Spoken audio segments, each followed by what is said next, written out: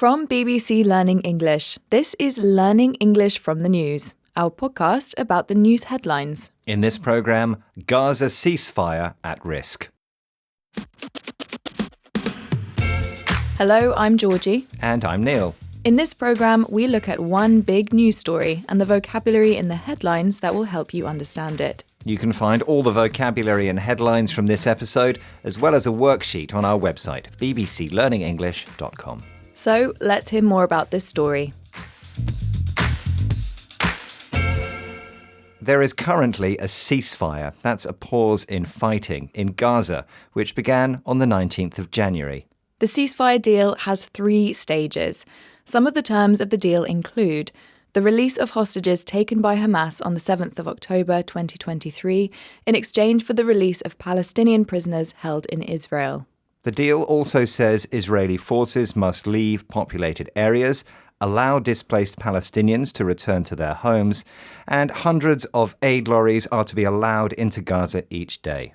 16 Israeli and 5 Thai hostages have already been released in exchange for 566 prisoners. But now the ceasefire is at risk. Let's have a look at our first headline. Is the ceasefire in Gaza on the verge of breakdown? That's from the Middle East Eye. Okay, that headline again from the Middle East Eye. Is the ceasefire in Gaza on the verge of breakdown? So the headline writer is asking whether the ceasefire in Gaza is about to break down, fail or collapse. We're looking at the phrase on the verge of. Neil, firstly, what is a verge? Well, generally, verge means the edge or boundary of something. We often use it to describe that bit of grass on the edge of a road or pavement. You might see a sign that says, "Please don't park on the verge." Yes, so that's the literal sense, but in the headline, it's metaphorical. Is the ceasefire on the verge of breakdown? We have this sense of being on the edge of something happening. Yes, the headline writer is asking if a ceasefire breakdown is about to happen. Is it on the verge of a breakdown? Okay, so that's as it's used in this news story, obviously a very serious context, but we can also use on the verge of in everyday speech. A common combination is to be on the verge of tears. For example, I could see she was on the verge of tears when she lost her job. Yes, and we can also use this expression in more positive contexts. For example, the scientists are on the verge of discovering a cure. They're about to make an important discovery. We had on the verge of, about to happen. For example, the company is on the verge of signing a huge contract. This is Learning English from the News, our podcast about the news headlines. Today, we're talking about the Gaza ceasefire and why it's at risk. So, we've mentioned that the Gaza ceasefire is at risk, but why? A number of things have happened that have led to both sides accusing the other of not following the terms of the ceasefire. For example, Hamas has announced a delay to the next scheduled release of Israeli hostages, saying Israel has broken the ceasefire agreement. A Hamas spokesman accused Israel of delaying the return of displaced Palestinians to the north of Gaza, continuing to fire on people and failing to allow in agreed humanitarian aid.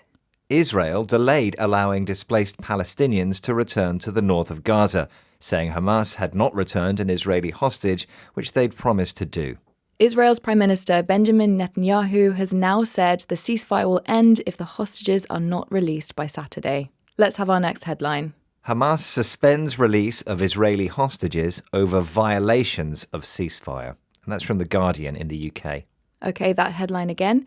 Hamas suspends release of Israeli hostages over violations of ceasefire. And that's from The Guardian. And we are looking at this word suspends. Now, it has a few meanings, but Neil, what does it mean in the headline? Well, Hamas suspends the release of hostages. This means to stop or delay something temporarily. Yes, but if we describe something as delayed, we usually mean that it will happen, just at a later date. But with the word suspend, it's less certain when or even if it will happen. If you suspend something, you don't have to give details about when it will continue. Yes, so if my train to work is delayed, for example, I might wait to see when it arrives, knowing that it is supposed to arrive. But if the trains are suspended, it's uncertain that they'll continue, so I might find another transport option. And another everyday example of suspend, the football match was suspended halfway through because of bad weather. We've had suspend, delay something without being certain when or if it will continue. For example, the company suspended production while they fixed the machines. This is Learning English from the News from BBC Learning English. We're talking about the situation in Gaza. So, we've talked about how Hamas's delay to this week's hostage release over concerns about Israeli ceasefire violations may be putting the ceasefire at risk. But also, in the background, US President Donald Trump has made comments suggesting the US could take over and own Gaza, moving its population to neighbouring countries, Jordan and Egypt, in the process. At first, these comments seemed unplanned, but Trump continues to repeat these statements. Last Sunday, he told reporters, "I'm committed to buying and owning Gaza." And on Monday, he told Fox News that Palestinians would have no right of return to Gaza if he moved them. Trump's plan would be considered illegal under international law and has been widely criticised. And we have a headline about this. US President Trump doubles down on plan to take over Gaza. That's from Euronews. And that headline again, US President Trump doubles down on plan to take over Gaza. And that's from Euronews.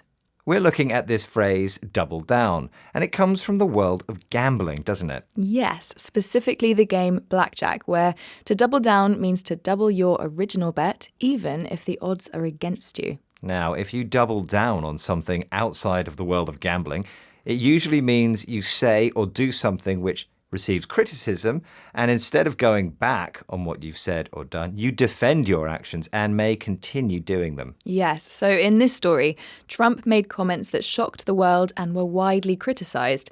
But instead of going back on his words, he is doubling down on his plans. He is continuing with them, with more determination than before. Just a note on its use. We can use double down on its own. Trump doubles down. But we can add on when we want to be more specific. Trump doubles down on his plan. The phrase double down is common in the context of politics, where political parties have to defend their plans, particularly when they're unpopular with the public. We've had double down. Defend your opinion or action strongly in response to criticism. For example, despite heavy criticism for the proposed tax cuts, the politician doubled down, saying there would be benefits in the long run. That's it for this episode of Learning English from the News. We'll be back next week with another news story. If you want to test yourself on the vocabulary you've heard in this programme, there's a worksheet on our website, bbclearningenglish.com.